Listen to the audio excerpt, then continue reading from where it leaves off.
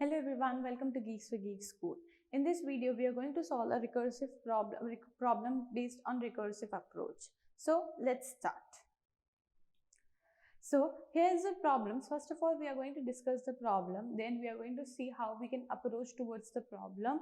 Also later on, we are going to see the algorithm of the problem and the code of the problem. So stay tuned till the end, and if you have any doubt, you can connect to us on the Discord channel. The link is in the description box. Also, you can ask your doubts and give suggestions in the comment section. So as you can see over here, the question is you are given an integer n. So हमें input में एक integer दिया हुआ है n and we have to print the numbers from 1 to n. अब अगर ये question सिर्फ इतना होता then it would have been really simple question. आप क्या करते, आप एक फॉर लूप लगाते, आप स्टार्ट करते 1 से, आप रन करते n तक एंड आप प्रिंट कर देते हर एक नंबर को. अगर ये लूप से हो सकता होता तो it's a very simple question. But here is a catch, without the help of loops. यहाँ पे दे रखा है that you can not use loops for this. So अब अगर आप लूप्स नहीं यूज कर सकते for this kind of problem, then the next approach that should come in your mind should be recursive approach. कि आप रिकर्सिव अप्रोच से कैसे करोगे. ठीक है, सो यहाँ पे आप देख सकते हो कि इनपुट 5 है and the output is 1 2 3 4 5. So output में आप 1 से लेके जो भी आपको इनपुट दे रखा है वहां तक के सारे नंबर्स आप प्रिंट करोगे. नाउ एक्सप्लेनेशन में very simple explanation, we have to print the numbers from 1 to 5. जो मैंने आपको बताया वही सिंपली एक्सप्लेनेशन है इसका. Now, the expected time complexity is big O of n. That means कि आप n calls लगा सकते हो, इसलिए आपकी time complexity big O of n दिखाई गई है. And the extra space that you can use is big O of 1. तो इसका मतलब ये है कि आप कोई और special data structure नहीं use कर सकते. Here is one more thing, that is the constraint, that is n आपको 1 से लेके 1000 के बीच में lie कर रहा है. Now, let's start thinking about the approach to solve this question. And then we are going to discuss algorithm, and lastly we are also going to discuss the code. Okay, so let's start with the understanding. Let's start with understanding the problem. So here our the input that is given to us is n, right? N can be 1 2 3 4 5, any number. Okay, and the output is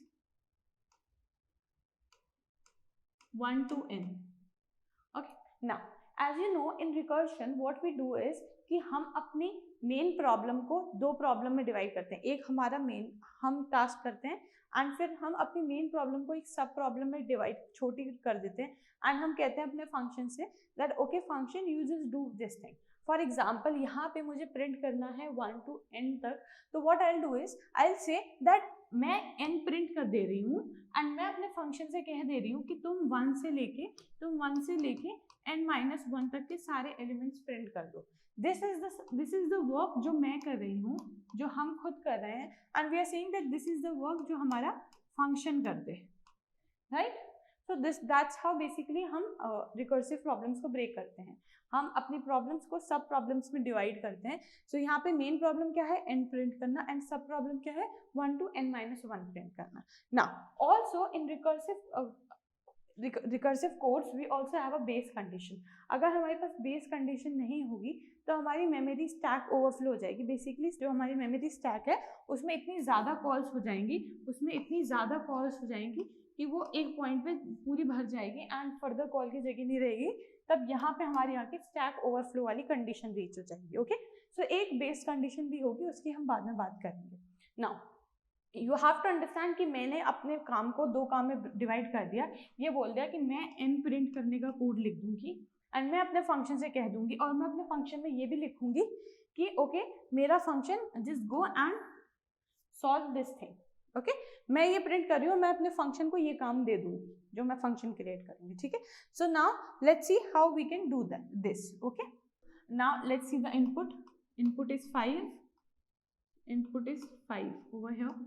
ठीक है, and output we are going to print in a while. Now here let's just write the function. So let's just write the function as fun. I'm not writing the whole statement public static void function. I'm just writing fun. While you will be writing the code, तब हम पूरा लिखेंगे. Okay, and यहाँ पे मैं integer दे रही हूँ एक n. Okay, now यहाँ पे मैंने क्या बोला कि मैं एक खुद काम करूंगी, एक अपने काम को मैं सब प्रॉब्लम में डिवाइड कर दूंगी. Okay, so here what I'll do is I'll say my function that you go and print all the elements from 1 to n minus 1. Now the task that my function has to perform is that it has to print all the elements from 1 to n minus 1 and मेरा काम क्या है कि मैं n को print कर दूं, right. तो यहाँ पे मैं print कर दूंगी n. So basically ये काम मैंने कर दिया एंड ये काम मैंने फंक्शन को करने को कह दिया. Again the only thing that is left is base condition. अब आप बेस कंडीशन कैसे सोचोगे? सी, आपने बोला कि मैंने n प्रिंट कर दिया, राइट, एंड मेरा फंक्शन क्या करेगा, 1 से लेके n माइनस 1 तक सारे एलिमेंट्स प्रिंट कर देगा, राइट. नाउ आपका बेस कंडीशन कब अचीव होगी? जब आप 0 पे, जब आपका 1 कॉल करेगा 0 को. सी, इस 0 पे आपका सब कुछ बंद हो जाना चाहिए. लास्ट एलिमेंट जो आपको चाहिए वो 1 है. तो here this is the condition जहाँ पे आप अपना बेस केस लगाओगे. बेस केस क्या लगाओगे कि जब आपको n की वैल्यू 0 अचीव हो जाएगी उस पॉइंट पे आप कह दोगे कि अब मुझे रिटर्न करना है, ठीक है, अब मुझे और काम नहीं करवाना है. So here what will do is if n is equals to 0 then in that case I have to return. Now अब आप ये सोचोगे कि मैम ये प्रिंट वाला स्टेटमेंट हम पहले भी तो लिख सकते थे. व्हाट विल हैपन अगर मैं ये प्रिंट वाला स्टेटमेंट यहाँ लिख देती? सी, अगर मैं ये प्रिंट वाला स्टेटमेंट यहाँ लिख देती so what will happen is कि आपका पहले n प्रिंट होता, देन n माइनस 1 प्रिंट होता, देन n माइनस 2 प्रिंट होता and so on and on. आपका बेसिकली जो प्रिंटिंग होती वो रिवर्स ऑर्डर में होती. But here what we want to do is कि हम पहले 1 तक जाना चाह रहे हैं. हम ये चाह रहे हैं कि हम n से 1 तक चले जाएं, फिर हम प्रिंटिंग शुरू करें. एक बार मैं यहाँ पे हमारा स्टैक बना के दिखाती हूँ तो आपको और क्लियरली समझ में आएगा. See, so let's just create a stack memory over here. Okay, now this is my main function. Okay, and main function call करेगा fun of 5 को. I am just writing f. Okay, fun of 5 को call करेगा. अब अगर मैं ये print statement पहले लिख देती कॉल से तो पहले क्या होता, पहले 5 प्रिंट हो जाता तब 4 को कॉल लगती, राइट. सो अगर मैं ये प्रिंट स्टेटमेंट मान लो, अभी के लिए मान लो कि मैं ये प्रिंट स्टेटमेंट यहाँ लिख दे रही हूँ, ठीक है, ठीक है, अभी के लिए मान लो मैं ये कर रही हूँ, ये प्रिंट स्टेटमेंट यहाँ ना हो कि यहाँ पे, ठीक है. So what would have happened in this case? In this case पहले मेरा 5 प्रिंट हो जाता, ठीक है, उसके बाद हम कॉल लगाते 4 को, ठीक है, हम यहाँ से कॉल लगाते 4 को. अब मेरा 4 प्रिंट हो जाता, देन मैं कॉल लगाती 3 को, राइट. अब मेरा 3 प्रिंट हो जाता, देन मैं कॉल लगाती 2 को. अब मेरा 2 प्रिंट हो जाता, देन मैं कॉल लगाती 1 को. अब मेरा 1 प्रिंट हो जाता, देन मैं कॉल लगाती f of 0 को. एंड जब हम f of 0 पे रीच कर जाते तो हम बेस कंडीशन हिट कर जाते एंड यहाँ से हम रिटर्न करते. और जब हम यहाँ से रिटर्न करते तो यहाँ पे हमारा फंक्शन खत्म हो जाता. तो बेसिकली ये सारे फंक्शन एक के बाद एक करके इरेज होते रहते हैं, ठीक है, ये भी इरेज हो जाता है, ये भी इरेज हो जाता है, ये भी इरेज, ये भी इरेज एंड ये भी इरेज.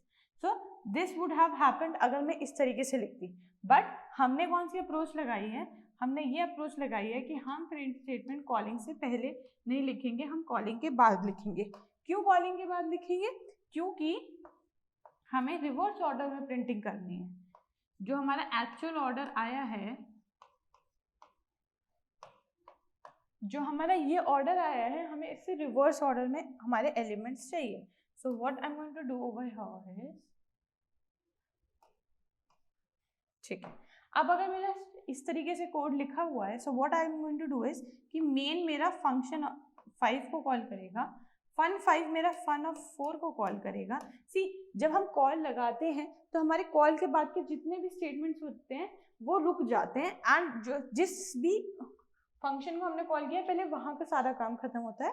देन हम लौट के आते हैं, देन नीचे के स्टेटमेंट्स को हम रन करते हैं. ओके, सो f of 4 मेरा फिर f of 3 को कॉल करता, f(3) हमारा f(2) को कॉल करता है, f(2) हमारा f(1) को कॉल करता है, f(1) हमारा f(0) को कॉल करता है। नाउ जब हम f(0) को तक पहुंच जाते हैं तो हम बेस कंडीशन हिट कर जाते हैं, हम यहाँ से रिटर्न कर जाते हैं। जब हम यहाँ से रिटर्न कर जाते हैं स्टूडेंट्स, तो हम f(1) पे पहुंच जाते हैं एंड f(1) में हमने यहाँ से कॉल लगाई थी। अब जब हम वापस इस पॉइंट पे आए हैं, तो हम नीचे के स्टेटमेंट्स को रन करेंगे, राइट। तो नीचे के स्टेटमेंट्स को जब हम रन करेंगे तो हम पहले प्रिंट कर देंगे एंड इस पॉइंट में, इस ब्लॉक में, मेमोरी के इस ब्लॉक में n की वैल्यू क्या है 1, that's why 1 is printing. As soon as हमने ये प्रिंट कर दिया, हम अपने कोड के, हम अपने इस ब्लॉक के, इस फंक्शन के एंड पे पहुंच गए, तो हम यहाँ से बाहर आ जाएंगे। सो मेमोरी से बेसिकली ये वाला फंक्शन इरेज हो जाएगा। कूल। देन हम f(2) पे आ जाएंगे, अगेन हम प्रिंट पे पहुंचे, तो हम यहाँ पे प्रिंट कर देंगे and this will go on and इस तरीके से हमारे 1 to 5 प्रिंट हो जाएंगे। 2 प्रिंट हो जाएगा, हट जाएगा, 3 प्रिंट हो जाएगा, हट जाएगा फंक्शन, 4 प्रिंट हो जाएगा, फंक्शन हट जाएगा, 5 प्रिंट हो जाएगा, फंक्शन हट जाएगा। कूल। एंड लास्टली हम मेन पे पहुंच जाएंगे एंड वंस हमारा सारा काम खत्म हो गया, हम मेन से भी एग्जिट कर जाएंगे एंड हमारा लास्ट में ये एज अ आउटपुट आएगा। Okay, so I hope the whole procedure, the whole algorithm, the whole pseudocode is clear to you all. If yes, then it's good. If not, you can ask your doubt on Discord channel. Okay, so that was all about the algorithm side. Now let's move towards the code. So yeah, here's the coding terminal. So let's start writing the code. I will be looking down while writing the code because I have my system over here, so please bear with me. Okay, now let's create a function. Okay,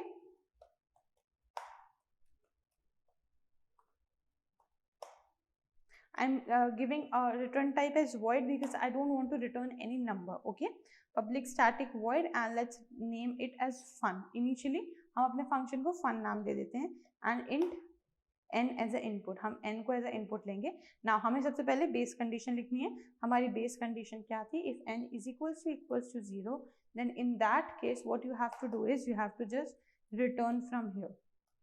Okay, otherwise what you have to do is you have to call your function on a smaller digit. Okay, fun of n-1 पे हम call करेंगे। Okay, and lastly हम print करेंगे, so system.out.println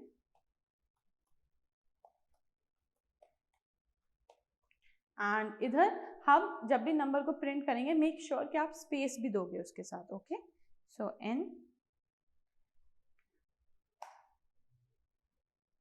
cool. सो अब हमने अपना recursive function लिख लिया, रिकर्सिव कॉल भी लिख ली। Now let's just call this function from main, हम इसको मेन से कॉल कर लेते हैं। सो यस, एंड यहाँ पे हम एज एन इनपुट अभी 5 पास कर देते हैं and let's see if this is working perfectly fine और not. Let's just run this. So as you can see, I have started running this code and let's see the output. Okay, so you can see 1 2 3 4 5. Okay, the output is basically the numbers are on the different line because I have written println. So let's just change this println to print. तो हमें एक ही line में सारे number मिल जाएंगे। So you can see 1 2 3 4 5 and you can change the input and you can check this for different inputs. Okay, so I hope that you have understood this and I'll see you next time. Till then, take care, keep coding, and also don't forget to like the video if you liked it and subscribe to our channel and share the video with your friends. Okay, bye.